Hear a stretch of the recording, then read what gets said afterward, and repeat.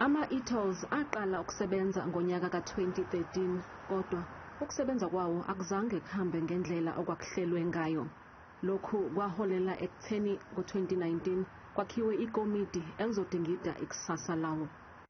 That after those intense, difficult and painful negotiations, we stand on the side of history, that come midnight tomorrow, all these things will be history, and indeed e-tolls will no longer be a portion of collecting revenue in our province.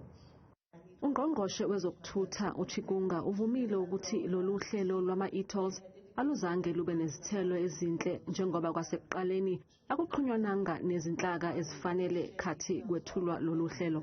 The system of e-tolls was implemented after some consultation had taken place. Was it enough?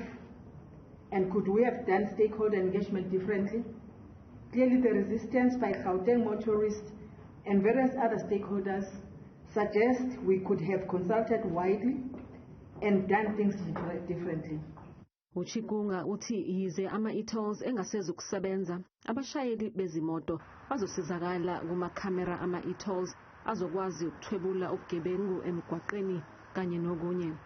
Umbuzo osele uthi sizokhokhelwa kanjani isikweletu esenziwa ngesikhathi kwakhiwa ama-e-tolls. We finally reached agreement towards the end of March on how to conclusively deal with the debt resulting from the e-tolls, and as a result we're able to sign a memorandum of agreement to formalize alternative funding solutions for the GFIP debt repayment and deal with the backlog of maintenance and rehabilitation costs. Indebe yomhlaba yebhola eyayibanjwe kuleli ngo-2010 ichazwe njengesinye sezizathu zokwakhiwa kwama e-tolls. Part of the commitments of hosting the Soccer 2010 World Cup was road infrastructure improvements in and around a number of the host cities. Yize ukusebenza kwama e-tolls sekufike emaphethelweni, abashayeli bezimoto bazoqhubeka nokukhokhiswa kuze kube phakathi kwamabili kusasa.